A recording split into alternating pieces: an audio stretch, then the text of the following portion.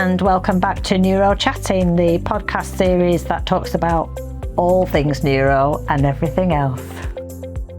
Now, we've called this, amongst ourselves, crap. What do I do now? And that's that point where we're going to talk about how people feel when they get the initial diagnosis of a neurological condition. How is that received, and what do you think? And I can say how I felt, and I was just in a state of complete and utter shock, because I was first of all I had that thing that most people have when they find out anything that they don't want to know.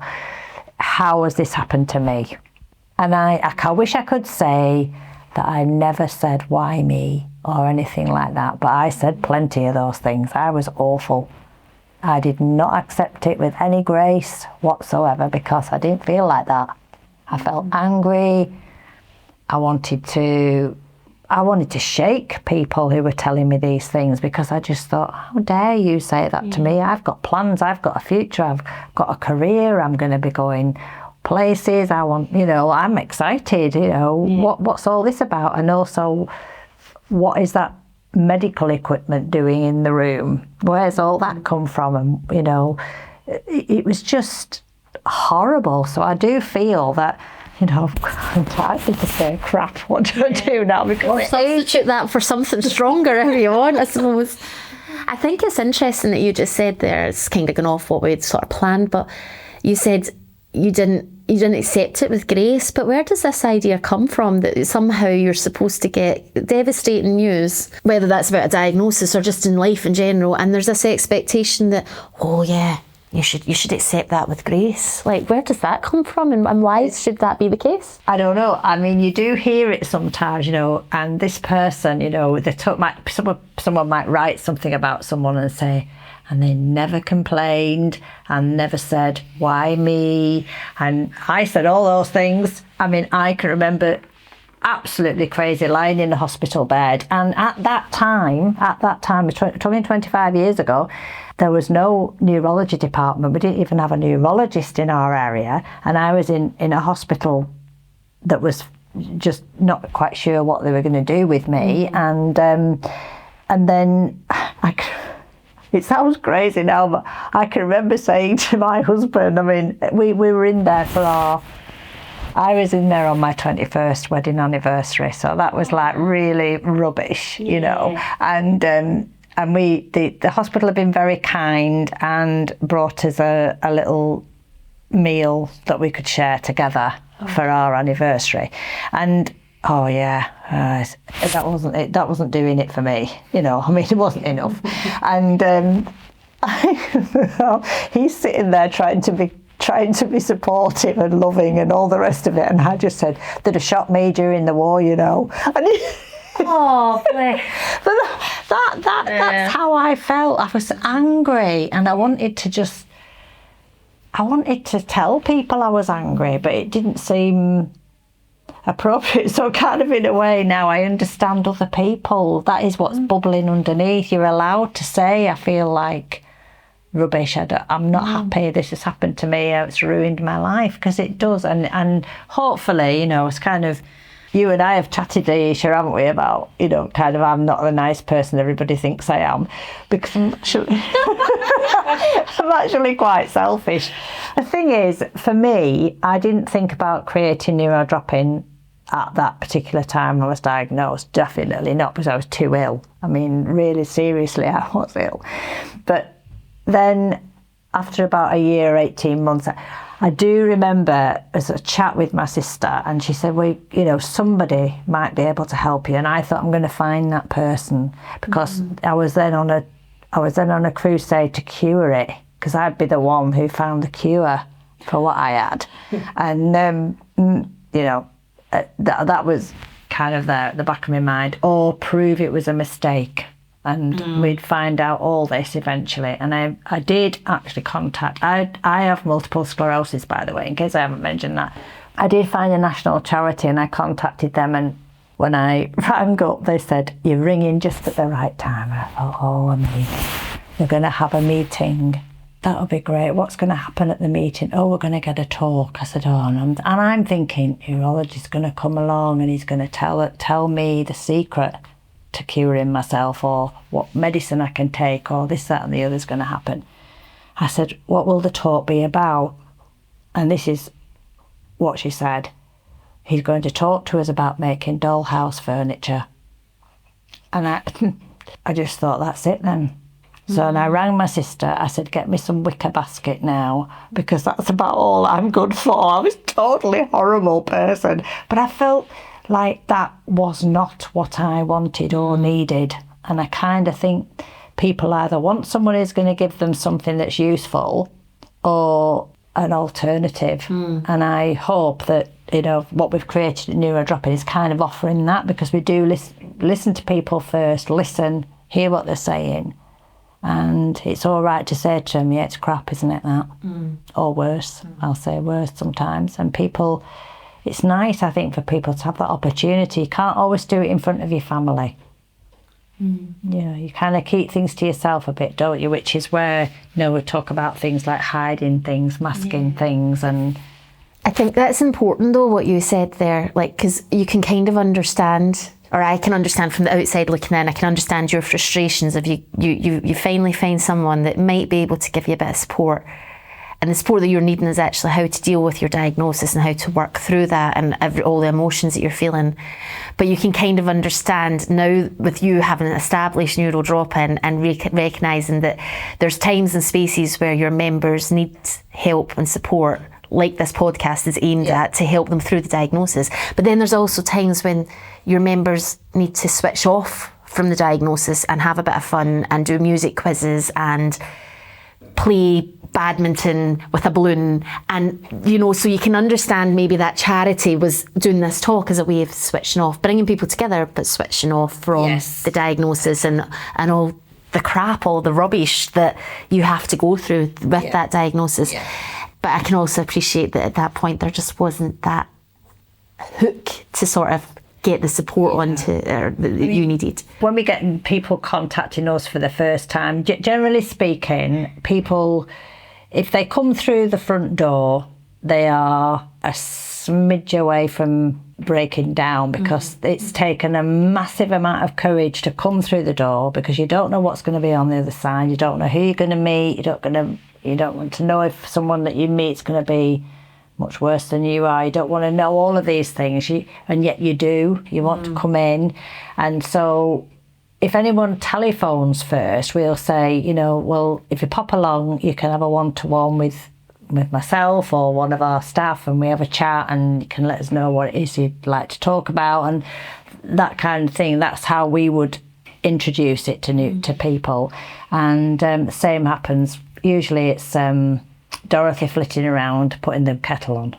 Do you like a cup of tea or a cup of coffee? And sit down, and then you can listen. We'll talk to people, and generally speaking, people feel pretty much they're not as mean as I was when I got diagnosed. They don't say those mean things to me, but they do feel detached somehow. They feel like they've lost of worth, I think, is really key.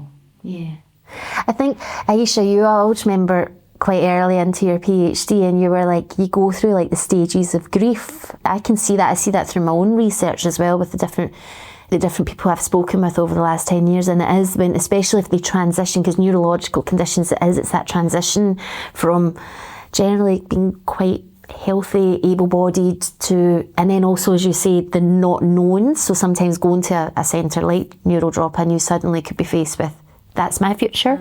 But I think you do see those stages of grief, and even the way you've explained it, you went through anger, denial, I'm going to cure this, or they've made a mistake. You see sort of those stages of grief, and I think it's just natural. I think that's a natural, and I think probably one of the key messages, without being cliched, is to say here that it's okay to feel like that. It's okay to be angry and peeved off and have a bit of a feeling of why me. I think that's a natural thing. That I don't care what anybody says. I don't think anybody is so evangelical that they would be like, oh well, that's fine. I think you can maybe retrospectively think that, but I think in the moment everybody would be like, why me? Like, I've got all these plans. So I think that's just natural. But I think we don't talk about it. I think culturally within the UK, it's sort of the stiff upper lip. You should be, you should just rally on, and you should be, and we don't really talk about actually, this is crap. It is. What you're going through is crap. I mean, kind of like obviously Aisha and Leanne, you both come to the centre, you both know that what we do is not just about the person who's diagnosed, it's about the family and it's about everything else. And at the time when I was first diagnosed, I had 2 very young nephews, and I've got a son as well, but he wasn't as young as they are. One of them was 2, coming up for 3, and the older one was 5. And they knew that Auntie Sharon was poorly, but you're not going to try and explain a neurological condition to a child that age. So they just knew that I was poorly, and it was because I had poorly legs. So, but the oldest one collected leaflets for me. Oh. But about everything. Oh, God. I mean, dog insurance, was all sorts. Did you have a dog? No, no, I did have a dog eventually, but no, it was more. I think in his little mind, I think he thought that somewhere in there might be something to help. He couldn't think of another way. So that's what he used to do, and he had loads of these leaflets. I wish now that I'd kept those leaflets, because I'd make an amazing collage out of them. Because it just, there was all sorts in there. I mean, I'm not joking. There was one about dog insurance, and there was stuff about, Saga. That was a classic. It's like 41. I'm not quite ready for Saga yet. My own son was really like me. He was angry and he didn't understand it, and it was really hard. And I think my husband, he just went into panic mode. What about you, Aisha? Like, obviously both your parents have got neurological conditions. Do you remember when they were diagnosed? I know you were quite young when it was your mum, but what about with your dad? Do you remember the diagnosis and the emotions that they went through and that you went through? I do remember, actually. I remember my dad, he was fit all his life. He watched what he ate. He was very active. He used to walk twice a day for 1 hour, and I used to accompany him. And when he got the diagnosis, he had these ideas of being sick meant having high blood pressure or having something like diabetes that could be just cured or managed with the pill. But he didn't realize it then that it's going to affect every activity he was involved in. And obviously that had a ripple effect. We were in denial, and I was very upset because I had already this challenging experience with my mum, and it was like round 2 for me when my dad got diagnosed.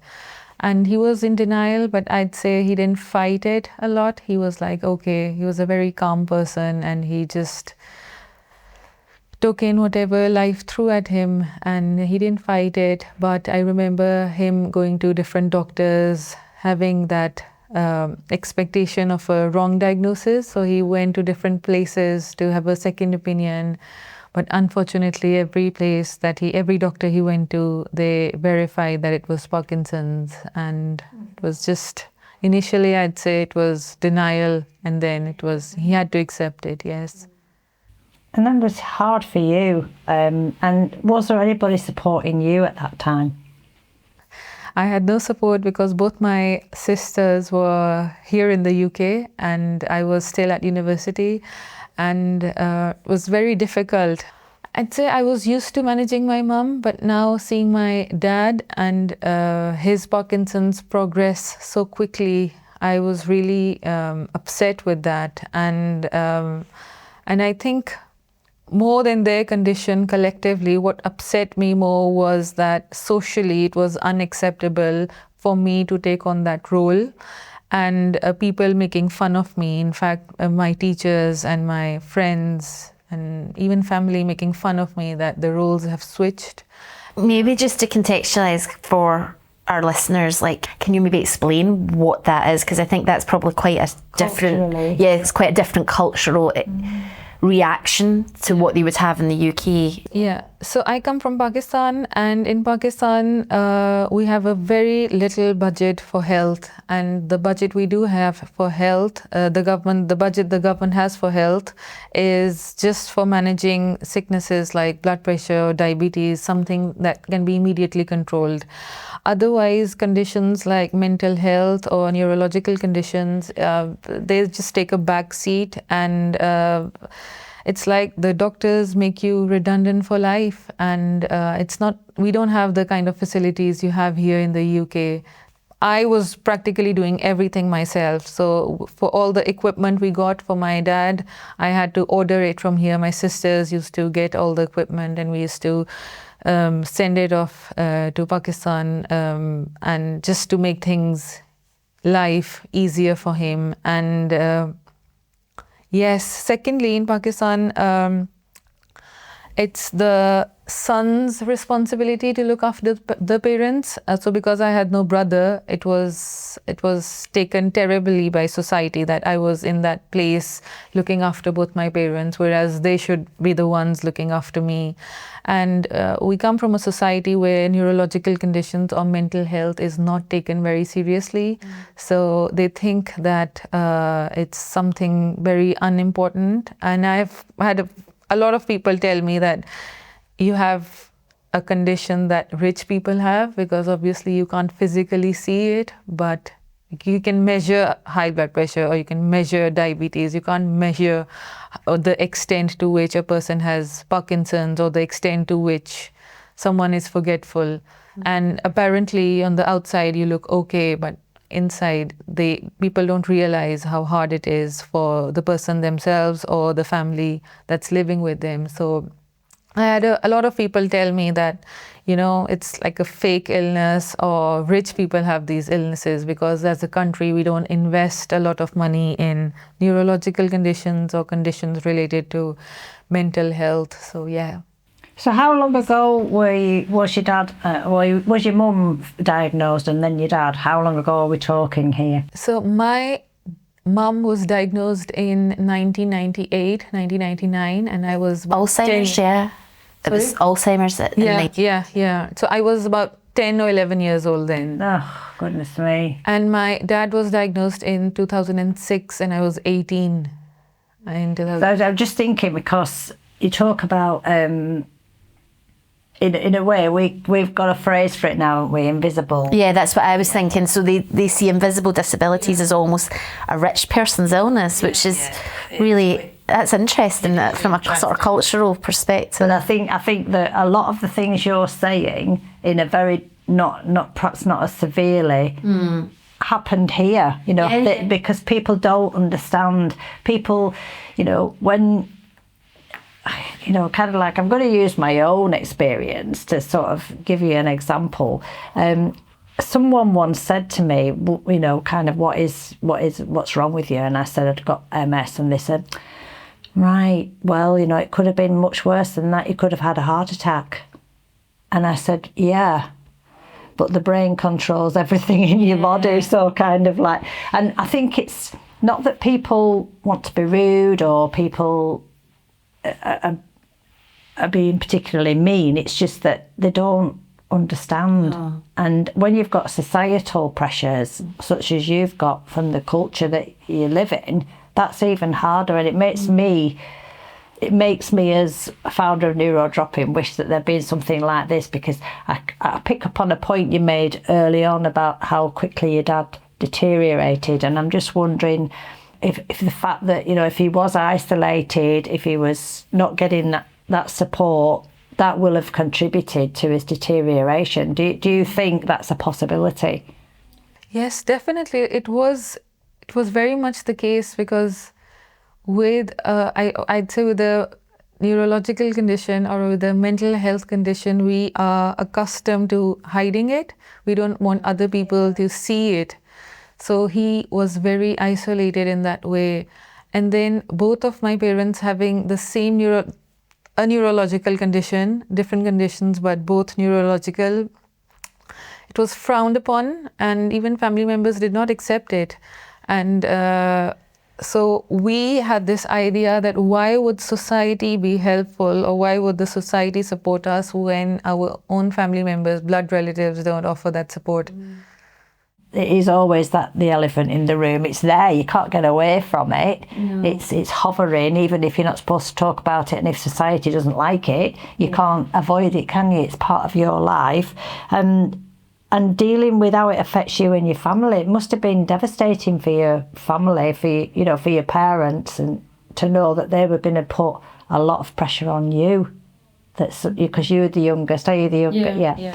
And I think it's not too dissimilar to what happens in all families where there's a diagnosis like this, in the sense that it's not the same for everybody. And I'm going to be quite broad here when I say this, but it's like when I've heard our male members, for example, say to me, well, I can't look after my family anymore because I can't work. And the responsibility then might switch to the female head of the family, and that can feel quite difficult for men to deal with it. So I'm not suggesting that all men feel like that, but some do. And I'm wondering if in some ways, although because your family didn't accept, it might be that lack of acceptance, I think, is quite common. I don't want this to be happening, take it away. And we can't do that, can we? It's really hard. I think that's exactly what you're looking at in your PhD, as well as the idea of like the roles that we embody, and then suddenly if you can't fulfil that role, so whether that's that you sort of hold yourself up as being sort of the breadwinner of the family, be they male or female or whatever your gender might be, if that's sort of the role that you think you embody, and suddenly that's getting taken away from you, that is, or even if it's that your role is that you're, I don't know, it could be anything. It could just be that you're the person that sort of flits around and helps everybody else, and suddenly you're actually having to receive help. I do a lot of volunteer sort of jumbulance trips where we go away on like holidays, and it's really interesting sometimes to then see suddenly people who have been volunteers with that charity suddenly are becoming one of the people that are going on the trip themselves, and they can struggle with that sometimes, because it's like, well, actually that's not what I do, or they'll refuse to go on the trip because they're like, no, I used to care on those trips, I don't want to be the cared for. But if you sort of, when you switch roles, or you can no longer fulfill that role, I think that's quite, that must be quite fascinating, really. And that's, I think that again, it comes back to that sense of grief. You mourn the loss of who you were, or who you envisioned yourself to be in the future. Yeah, I think that's really key, that who you were. Yeah. And in a way, we want to retain who we were, because that's an important thing, but also recognise who we are. Because now we're a bit different, and we've got to try and fit all that in together and make it work. And yeah, I mean, it's difficult. It's easy for me to make sweeping statements about, oh, people feel like this or feel like that, but these are just things that I've experienced and things that I've experienced myself. I mean, I was frustrated. I didn't want to give up my job. I was passionate about working. I loved it. I loved my work, and it was difficult to find an identity as well, because I got used to being the one person who was this way, and I think that must have been so hard for your family. For you, I'm talking about your mum and dad, because obviously some of your family didn't take very well to any of the diagnosis, which is really tough, and I don't think I can imagine how that would have felt, because you do rely on that kind of extended support. Yeah. You hear that a lot though as well, like countless families that we've worked with, or that I've worked with over the last 10 years, and they've had children who are born with complex disabilities, and suddenly the family unit is no longer a family unit. Exactly. One woman in particular, her husband was just like, I can't do this, and that was the end of it. And it's really sad, because you sort of think, that your family will accept you regardless of who you are, you know, that ultimate, you know, the better for worse kind of thing, but that's not always the case. Sometimes like families can't deal with it, and it can be really tough. But I suppose it's just figuring out who will be there for you. Like, I think you said something about this, you find out who your true friends are in those points of those moments, and those people that will actually have your back. And I suppose that's what Neuro Drop-In is. It's a place that you can go, and hopefully this is what the podcast offers people. It offers them that. It does. I mean, we just, you know, I'm interested, I'm always interested to hear about other people's experiences, because it's fascinating to me, and I like to talk to people and hear what they've experienced and what they think about a certain thing. But I think universally we do like to feel, most of us like to feel that we're actually in control of something, of ourselves, our futures, all that, but we're actually not. I mean, I can remember going out for walks and having to get, I did get a dog, by the way. I did get a little dog. And then you needed that insurance leaf. Yeah, I know, and I didn't have the, and I used to take my little dog for a walk, and but it was, I just felt odd, because I was walking with walking stick and hobbling along, and then at one point I got this contraption, which actually had a fascinating experience of getting it. I had to go to Birmingham to get fitted for it, and it was to stimulate the nerves in my legs so that my foot would lift off the floor when I was walking.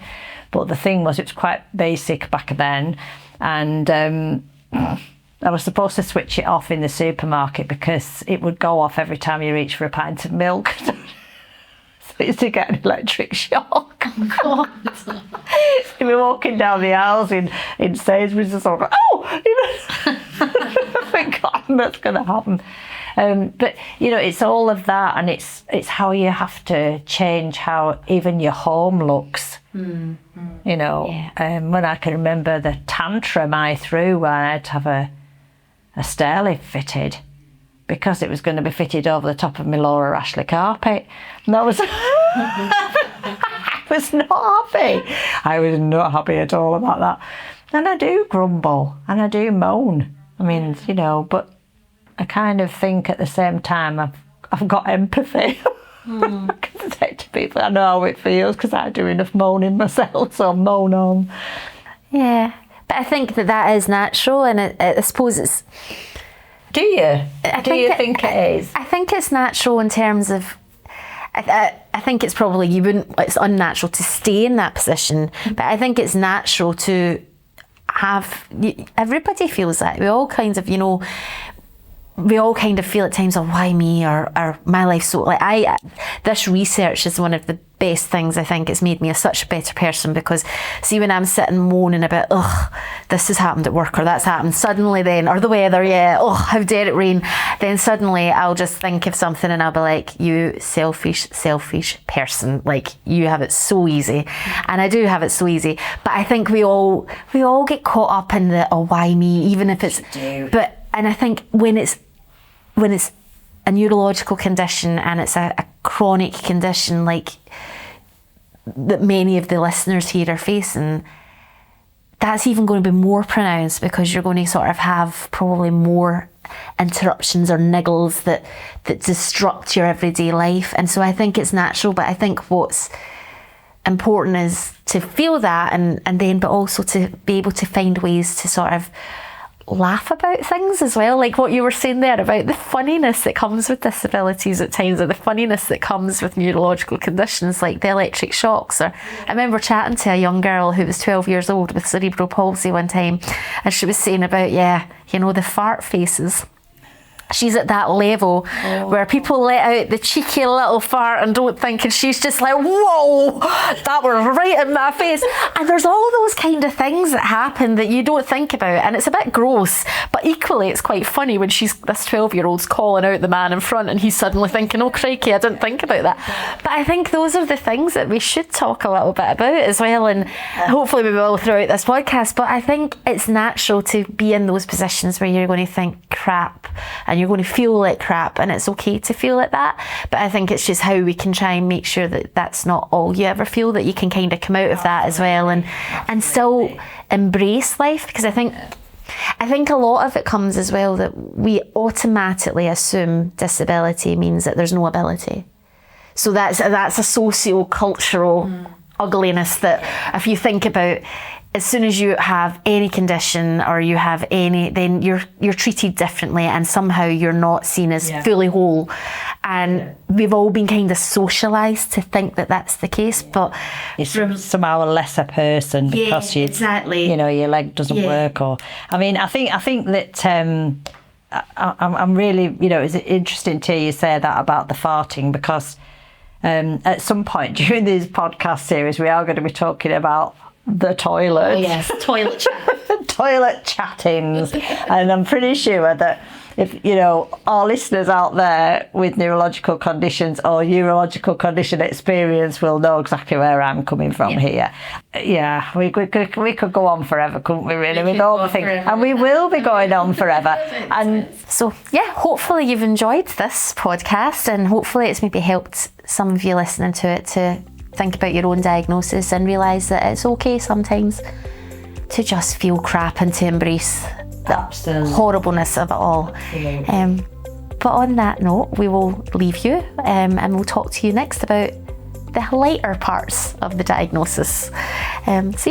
So you've been listening to Neuro Chatting, and we look forward to you joining us again. Bye bye for now.